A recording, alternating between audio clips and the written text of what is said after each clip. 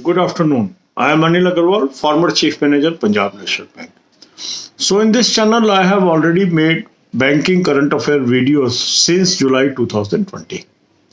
For your convenience, I have provided the link of these playlists in the description as well as comment column.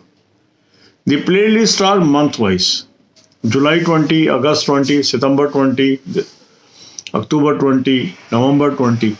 So we have already covered up to 30th November. Gradually we will cover December as well as January, and by 23rd January we will make all out effort to cover the entire banking current affairs so that it is useful in your forthcoming main examinations. So today we are covering December 1st to December 7th. First news is bank credit growth to remain moderate. Moderate means at low levels. Second is growth forecast of GDP by S&P is minus 9% for current financial year. Indian Bank write-off 11,000 crore rupees as accumulated losses arising out of merger of Allahabad Bank. So whatever were the losses of Allahabad Bank, that has been written off by Indian Bank through a process, and this setup will be from share premium account of Indian Bank. Another news is Indian Bank and Corporation Bank IT integration is complete.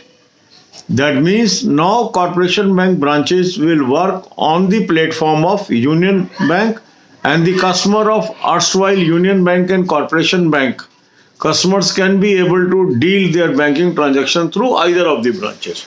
So this is a great achievement.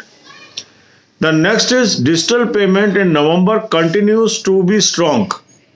That means more and more people are opting for digital payments, and the UPI transactions were above 200 crore during this month. Next is Reliance Capital defaulted interest payment on term loan of HDFC and Axis Bank. So this is the bad news for banking, that such a big company, Reliance Capital of Ambani's group, has defaulted in interest payment. This is very, very serious thing when such a big groups are defaulting. So what will happen to common man? The next is no change in policy rate in the recent RBI bi-monthly policy that was in the first week of December.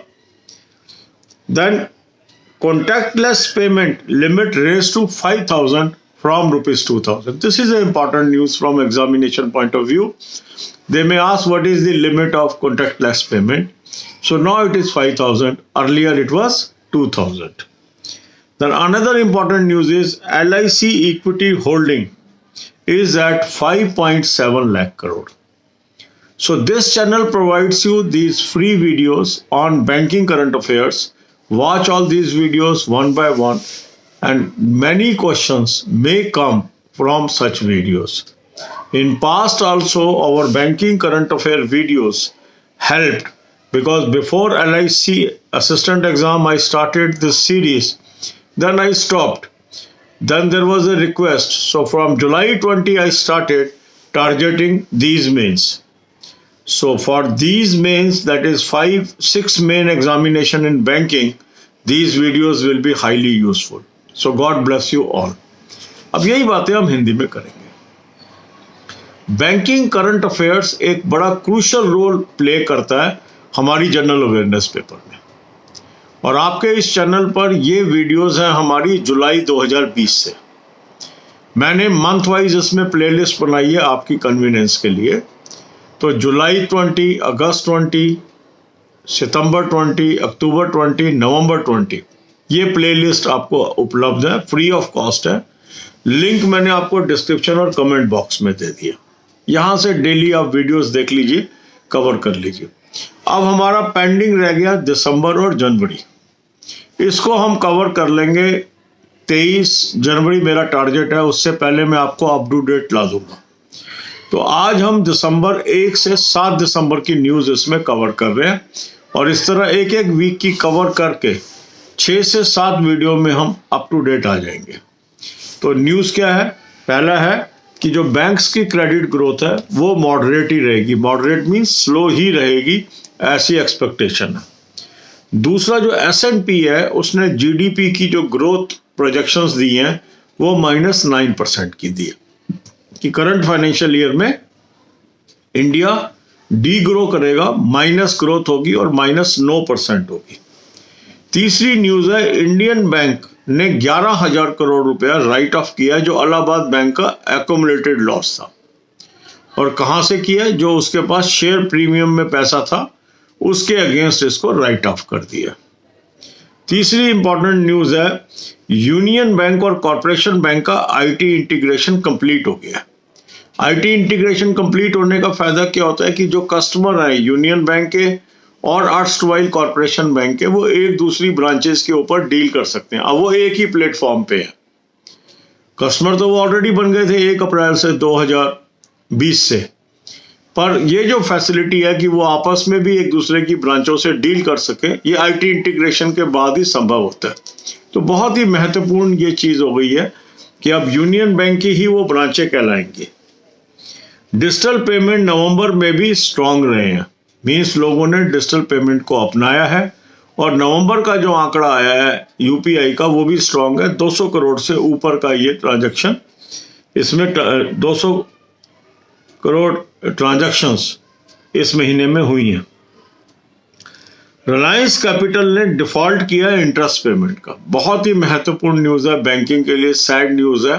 इतना बड़ा Ambani group interest payment में default करता है और उन्होंने जो term loan है HDFC bank और एक्सिस बैंक का इंटरेस्ट डिफॉल्ट किया।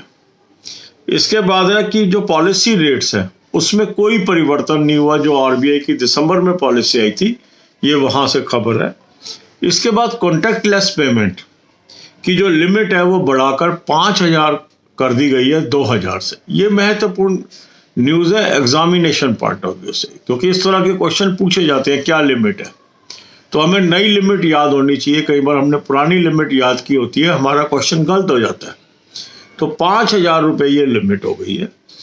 LIC इक्विटी होल्डिंग मीन्स जो उनकी शेयर्स में इन्वेस्टमेंट है वो इस समय 5.7 लाख करोड़ हो गई है, जो कि बहुत ही क्रूशल है। तो इस तरीके से यदि आप बैंकिंग करंट अफेयर की वीडियोस देखते हैं, सारी फ्री ऑफ कॉस्ट है, तो आपको बहुत मदद मिलेगी एग्ज़ाम पास करने में। लिंक मैंने आपको डिस्क्रिप्शन बॉक्स में दिया है, कमेंट बॉक्स में दिया है। रोज़ थोड़ी थोड़ी करके भी वीडियोस देखेंगे और बुलेट पॉइंट को नोट करते चले जाएंगे, आपको एग्ज़ाम में बहुत मदद मिलेगी। कोशिश मेरी रहेगी कि 23 जनवरी तक आपको मैं अप टू डेट ले आऊँ, क्योंकि प्री के एग्ज़ाम से उस पर फोकस करना था, हम थोड़ा इसमें पिछड़ गए हैं। God bless you all.